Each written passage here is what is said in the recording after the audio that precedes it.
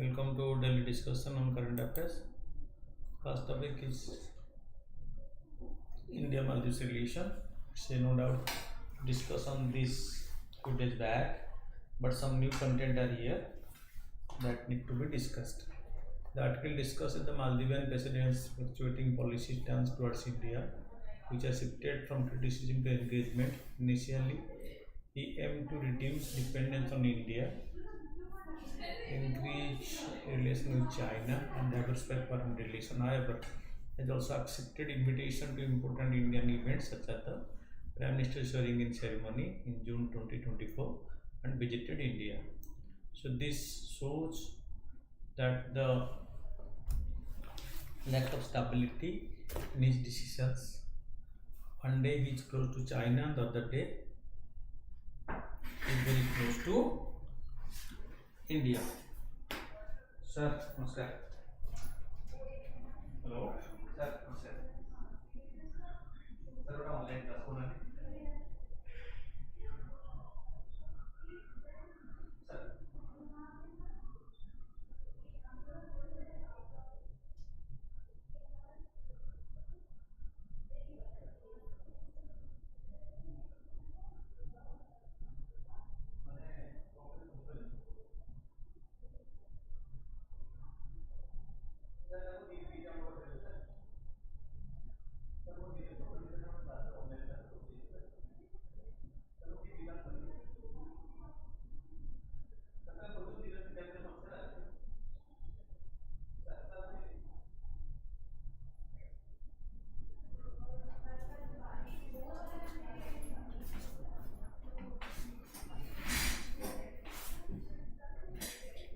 So,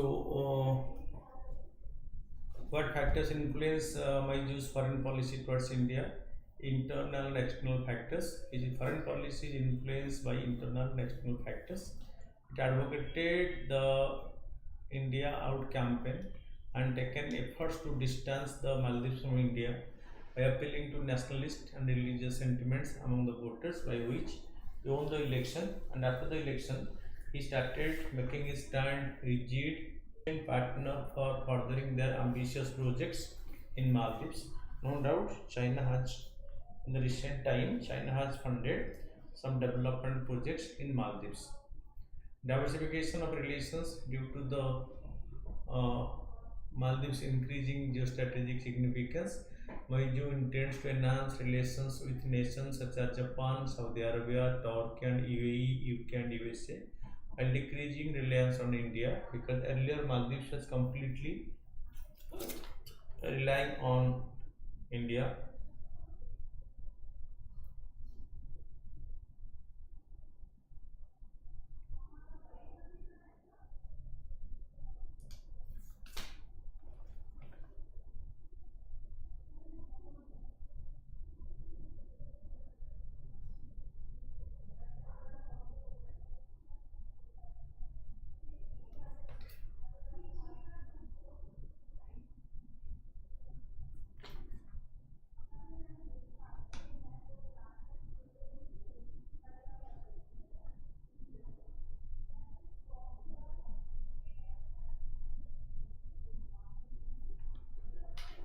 Okay.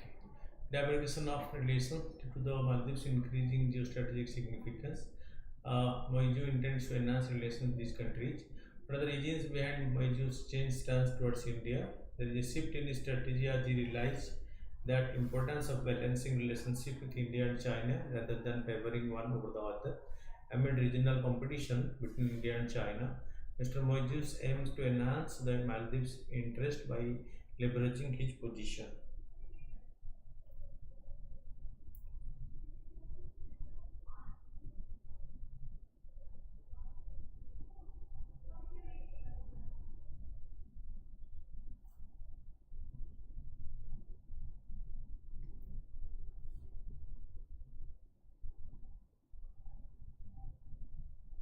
Okay, so economic difficulties. The Maldives face rising debt payment, low income, and shrinking foreign reserves.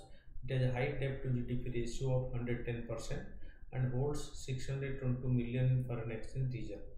Okay, Dependence on import, the government struggles with food and fuel price hike and limited production capacity. It has persuaded major import partners like India and China to pay in local currency to ease its financial pressure. That is why this can be cited as a reason for change in approach by China, by Maldives.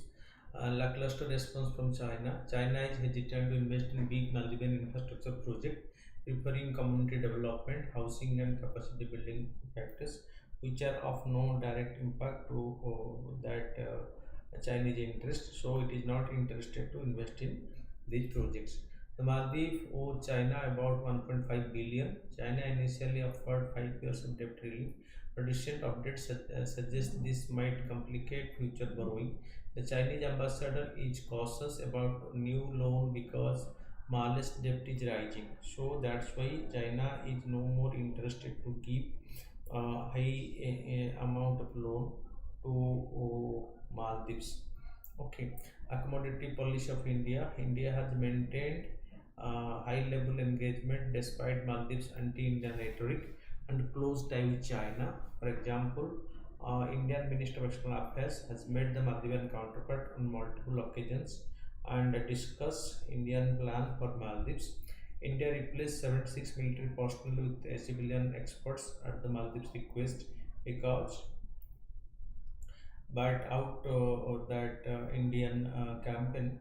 So Maldives learns that the Indian military personnel stationed in Maldives should be relieved from the country, and India complied to this, and that the personnel were withdrawn by government of India.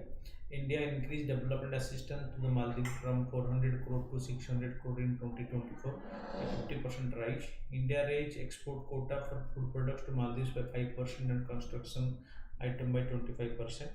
So India emphasized the need to maintain reciprocal sensitivity and extend a 550 million treasury bill at zero interest through the State Bank of India for the requirement or immediate requirement of Maldives. Indian invitation to Mauritius indicates New Delhi's commitment to engage with Malay irrespective of the political change in the country. So it manifests that India is interested in Maldives development. With a strong majority in the Maldives parliament, there are optimism that Mauritius will reciprocate India's accommodating approach and consider it concern. So India is cooperating because it hopes that the present government has a majority in the parliament, and so this cooperation will definitely lead to change in the mindset of the Maldivian government, and again the lust relationship or the relationship which is very cordial will and affected recently will be to some extent rebuilt, and it will be again as per as it was earlier. Then the next topic is one election, one page. Okay, so there is a discussion which is going on around is about the one nation, one election. That means election should be held at once for the parliament, assembly, and the panchayat institutions in the country because India witnessed multiple elections at different periods of time, which unnecessarily delay the government developmental work. So as per this program, government has decided there is a plan that if the country is one, and we should go for a single election. That means so election will be simultaneously for the assembly, parliament, the urban local bodies at an entire country around the world. Entire countries, the entire states in the country will be put to election. That was the discussion going on, and for this, the government of India has appointed a high-level committee under the former president Ramnath Kovind, and the committee has given its recommendation to the government, and government is right now considering over this. What are the reason for implementing multi-phase election? Multi election are introduced at a time when muscle power and violence during elections are rampant. The limited deployment of Central Armed Force Police Forces required phasing full to ensure security in sensitive area because in India at times there is violence in election. So to maintain peace in the areas that are put to election, So government deploys security forces, and especially the central security forces. So for that, so multiple election dates were there because the mobilization security forces need to be done. Political parties supported this approach because they were concerned the local police could be influenced by the political pressure of the ruling party in the state. What are the issue with multi-phase election? Heat wave. The recent election conducted in 7 phase under severe temperature, 40 degree, resulted in fatalities of the cooling staffs. For the first time, a number of cooling staffs were they died while conducting election.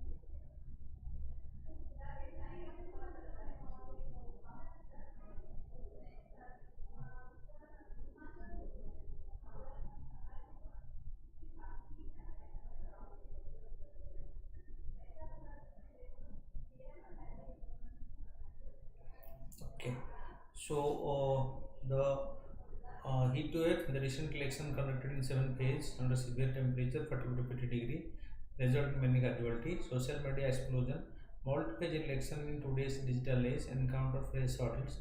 The gap between pages allows swift spread of rumors, fake news, and hate speech through social media. This escalates communal tension and misinformation.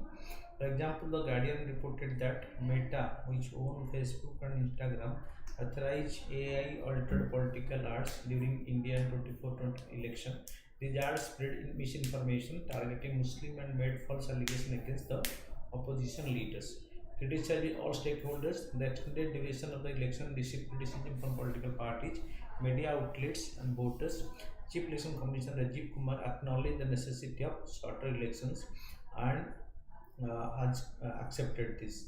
But in the feasibility of conducting one phase election, the Election Commission has introduced vulnerability mapping for all polling stations to identify potential troublemakers. Identified individuals are pursued under the CRPC with a bond for good behavior. Nearly 500,000 have been identified recently. Successful efforts have been made to seize illegal arms, including those licensed, which are surrendered, leading to reduced violence. Government officials, including the Home Minister, have endorsed a report of peace restored in previously unstable regions, even the Naxal affected area. And this election, there is no Naxal violence. This is the biggest achievement because in all India election since so many years. So in the last phase, the last election process, so election.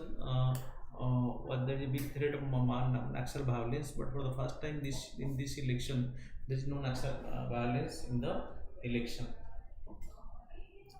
There are various existing laws that can be ensured peaceful election.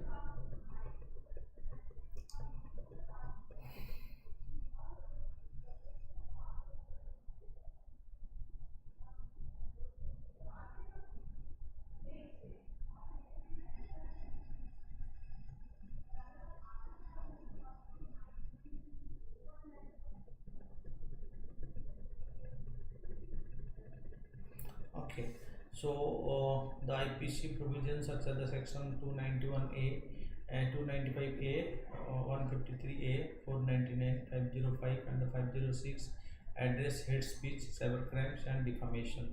The Representation of the People Act, section 125, addresses promoting enmity between classes during elections with penalty of 1 to 3 years in prison or violation. Okay. A general election can be conducted in one page with the support of 4,000 5,000 paramilitary companies supported by increased battalions and resorted peace in the sensitive areas. What is the significance of one page election?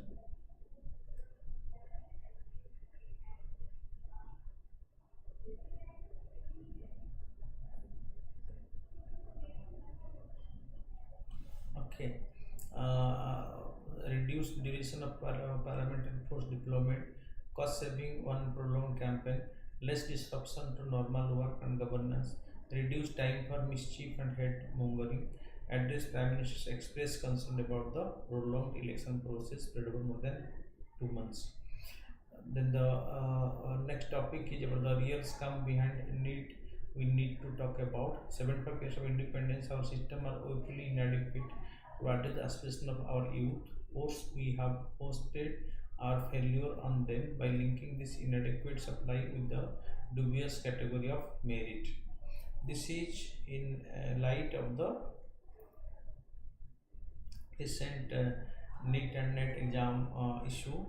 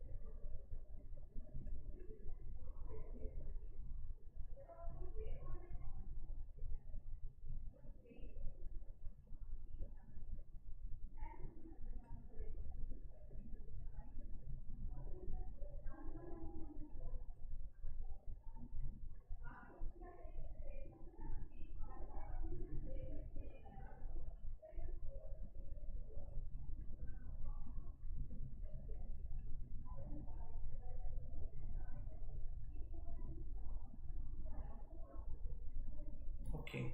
So, integrity in exam, recent NET exam corruption has attracted attention. Competitive exams for higher education and a job must maintain absolute integrity. Inadequate opportunities. 24 lakh students vie for only 1 lakh seats, 50,000 government seats, highlighting a severe supply-demand gap. India, despite being the fifth largest economy, fails to meet youth aspirations. Meritocracy led to exclusion, labeling most students as lacking merit. Systemic issues beyond medical education.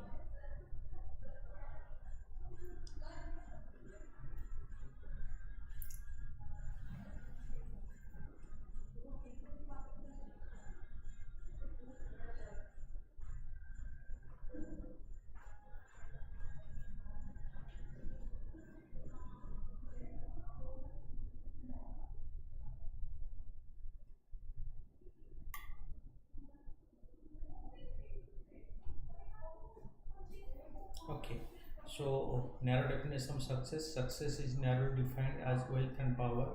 Education and job market do not provide sufficient pathway for achieving these aspirations. Meritocracy celebrates a few sidelining the majority. Consequences of the restricted success. Restricting success to a minority fosters discontent and alienation. Many young people struggle to secure basic formal employment. Systemic bottlenecks deny opportunities, leading to a sense of injustice and hopelessness. Addressing youth discontent, platitudes about exam not mattering, ring hello due to limited pathway or avoid mobility. Mismatch between aspirations and reality of our youth is massive. Current solution lack a bipartisan nationwide approach, especially in the technical education like NEET and JEE.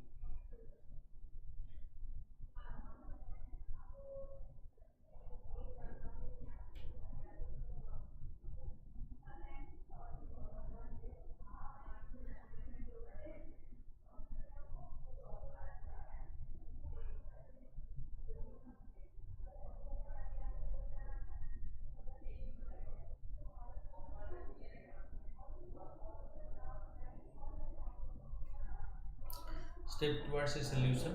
Political responsibility and institutional response. Political class must raise above partisan divisions to address the problem. Requires massive public investment in quality education infrastructure. Social solidarity. Said dismissive attitudes towards the working class foster a sense of social solidarity. Role of the elite. India's elite should expand opportunity for less advantageous youth, more move beyond self-satisfaction and contribute more meaningfully.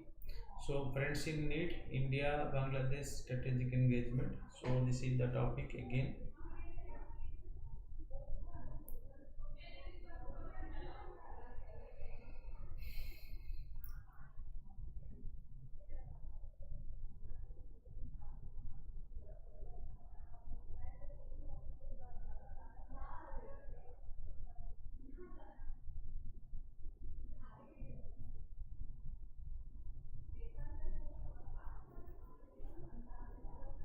Okay. New Delhi and Dhaka have signed a comprehensive bunch of collaboration, but includes pledging to being negotiations on a comprehensive economic partnership agreement, deciding to launch a medical e-visa facility for Bangladeshi, and agreeing to send a technical team to discuss the Tista River water sharing. Besides announcing the opening of the Assistant High Commissioners in Rangapur in Bangladesh. Additional goodies in the bucket includes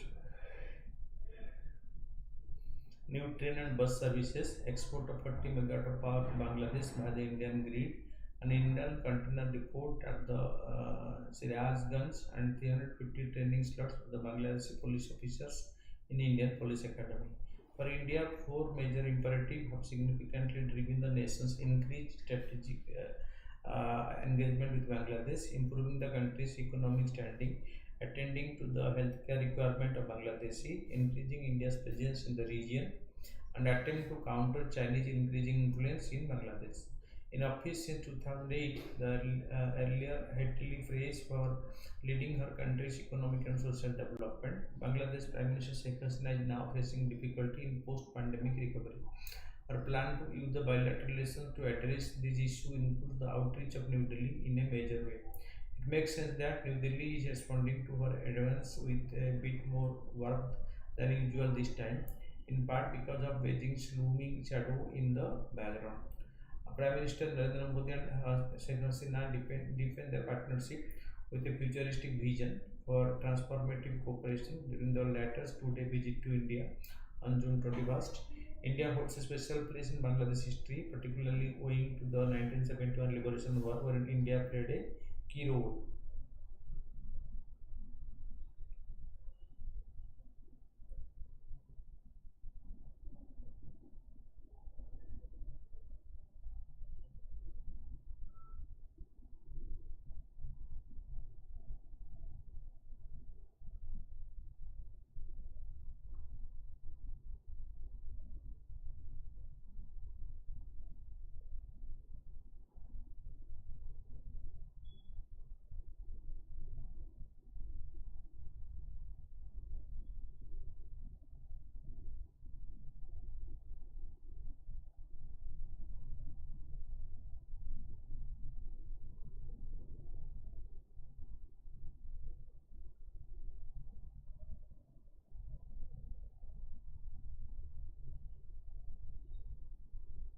Okay.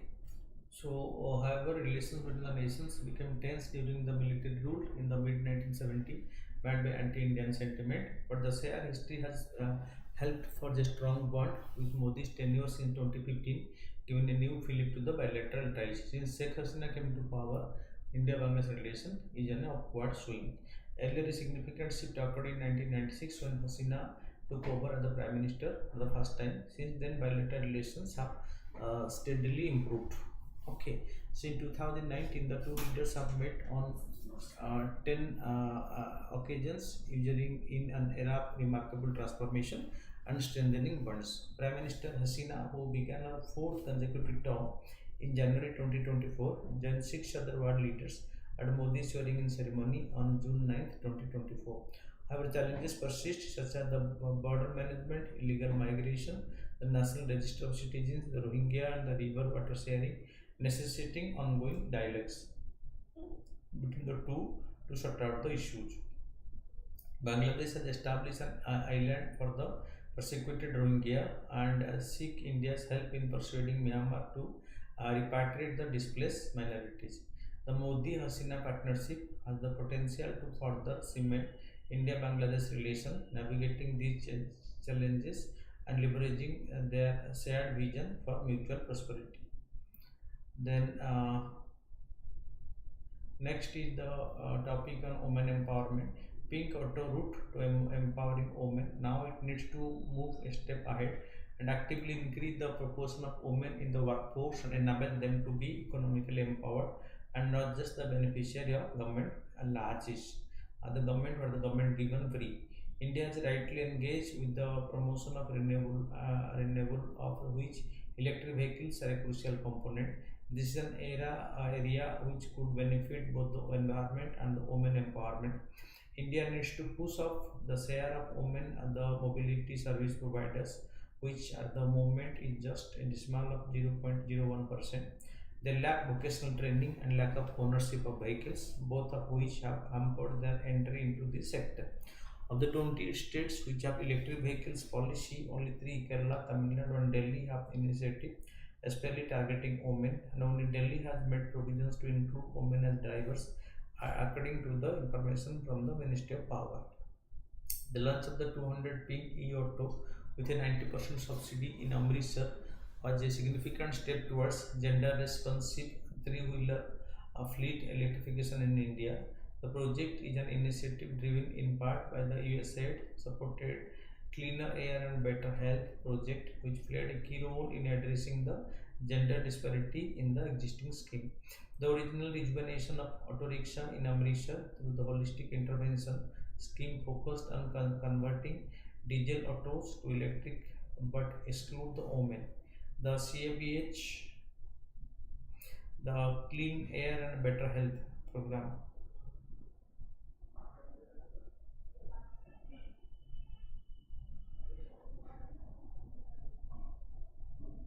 Okay. Okay. Project team engaged in discussion with women interested in driving e-autos, which led to a memo recommending changes, which in turn led to the Minister of Housing and Urban Affairs approving pink auto with a more inclusive approach.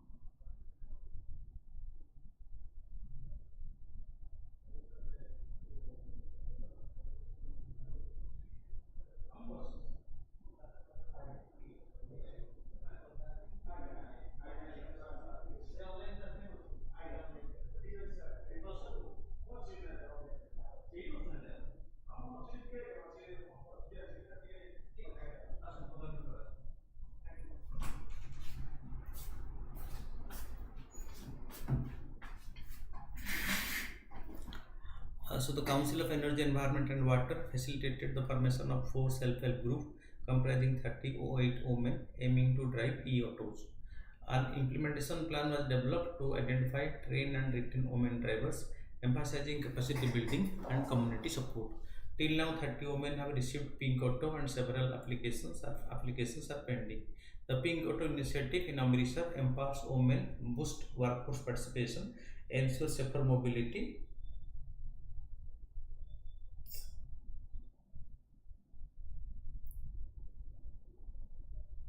Okay, safer mobility and promotes a cleaner environment, setting a replicate model for India.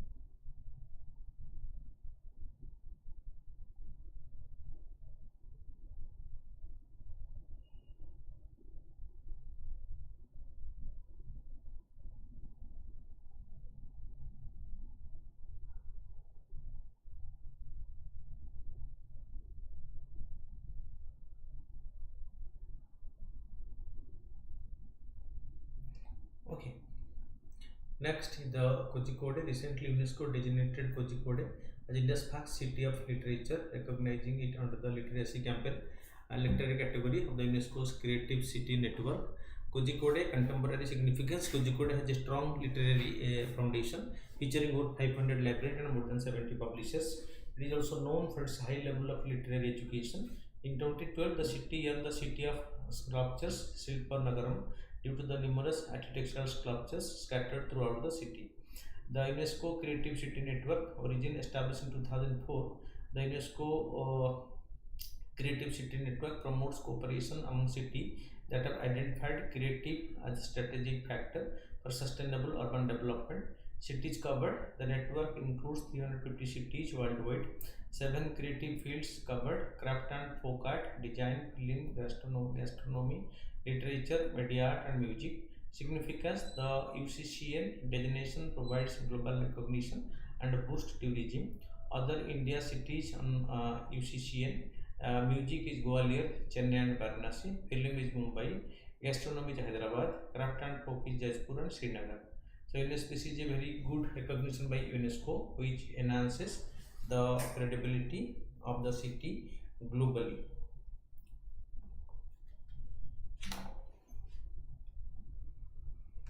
Then e-Sakhi portal, the hands-on trading workshop on the e-Sakhi portal was conducted to familiarize participants with the revised fund flow procedures under the PMP-led scheme.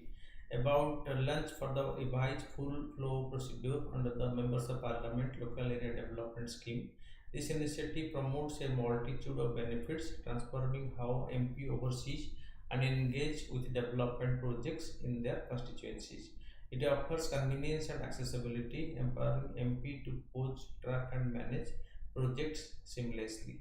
This real-time access improves decision-making process, enabling quick response to emerging needs or issues. The application aims to enhance communication between MP and relevant authorities, ensuring efficient information exchange. It promotes transparency by providing MP with immediate updated on the status and progress of their proposed projects, because MP-led provides 5 crore every year to the MP, both Lok Sabha and Rajya Sabha, to carry on some development projects in their areas, which will be making them popular among the voters.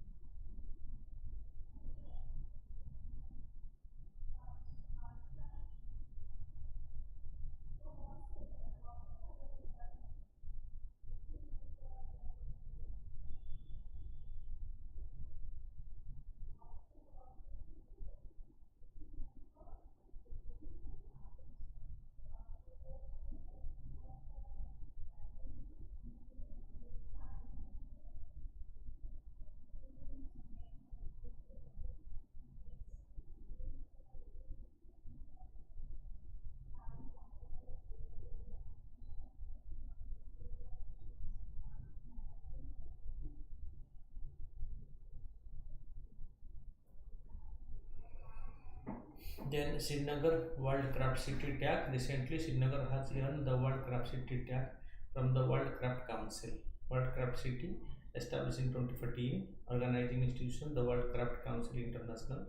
Country of origin Kuwait. Objective: recognizing local government, artisan, and community for their contribution to culture, economy, and society. Establishing a global network of craft cities, promoting the creative economy and safeguarding traditional crafts. Legal status: registered in the Belgium as an international non-profit association, underscoring its global reach and non-commercial mission. Affiliation: holds consultative status with the UNESCO. Uh, then next is the new safety standards for the electric vehicles. Bureau of Indian Standards (BIS) new safety standards.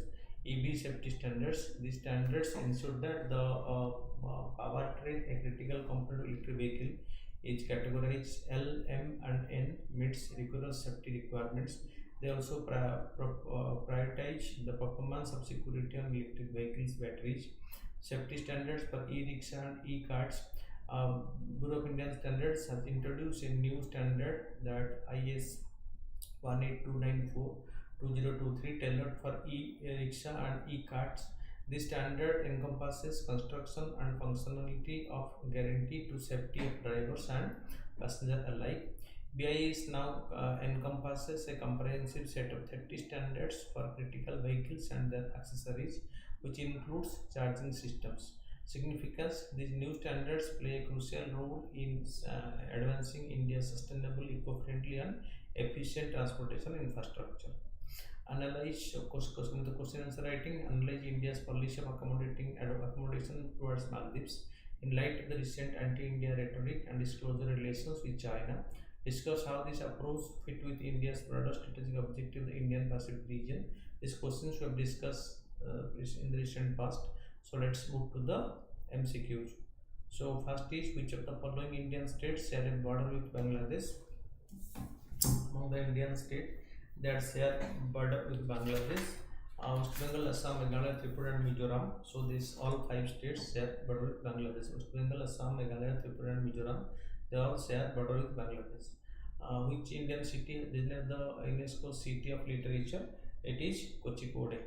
Kozhikode. So has been designated the Indian UNESCO City of Literature for 2024. So consider the following statement with reference to the UNESCO Creative City Network. UNESCO Creative City Network includes cities from all over the world that are recognized for their efforts in fostering creativity in various fields such as literature, music, craft, and folk art. Membership in the UCCN is limited to cities with population of over 1 lakh. The primary goal of the UCCN is to provide funding for large-scale cultural infrastructure projects in member cities. So out of this, so correct is only one. A. So consider the following statement: International Council of Memorandum of Sites is affiliated to the World Craft Council and supports its initiative. Right. The objective of the World Craft Council is establishing World Craft City program is to promote modern industrial technique and craft production. No. Srinagar has become the 4th Indian city to be recognized as the World Craft City. So only one is correct. Consider the following statement: the China-Maldives Comprehensive Strategic Cooperation Partnership for 23 to 2028 aims to enhance political, economic, social cooperation between China and Maldives. Asian Free Trade Area is key focus of the Chinese-Maldives Comprehensive Strategic Cooperation Partnership. Here only one is correct. So which of the following statement about the direct seeded rice are correct? DSR involves sowing the seed directly into the field, unlike traditional transplanting methods, right? DSR requires significantly more water compared to the traditional transplanting. No. DSR can help reduce labor cost and save time during the planting, right? Weed management can be more challenging in DRS compared to traditional. Select the correct answer using the code given below. It is 134. 134B is the right option because 2 is incorrect. Significant less water, not more water. Consider the following statement: the island of Great Nicobar is the southernmost tip of India. Right? And the Great Nicobar is home to the Jarwa. No. With the Andaman. Jarwa live in the Andaman and the Nicobar. The giant leatherback turtle and the Nicobar megapode are listed in Schedule 1 of the Wildlife Protection Act. So 1 and 3 are correct. Consider the following statement: Indian Himalayan region is India's water tower and also the critical provider of invaluable ecosystem goods and services. That's right. The Supreme Court of India has recognized sustainable development as a fundamental right. Both 1 and 2 are correct. Which of the following statement is correct? That spiritual benefit of a devotee from the part of the right to privacy. Article 24 of the Indian Constitution guarantees the freedom of conscience and the right to freely profess, practice, and propagate the religion. So both only one is correct. It's not Article 24 is not right to that freedom of religion. With reference to the innovation of defense excellence initiative, consider the following statement. It aims to foster innovation and technology development in the defense aerospace. Right. Defense System Development Organization is responsible for funding and management of the DX. No. The primary function of the DIDX investor hub is to accelerate investment in the defense sector. Right. The initiative mandates that all Indian military equipment be domestically produced. Here only 1 and 3 are correct and 2 and 4 are incorrect. Thank you for watching. Keep watching regular update yourself on a daily basis.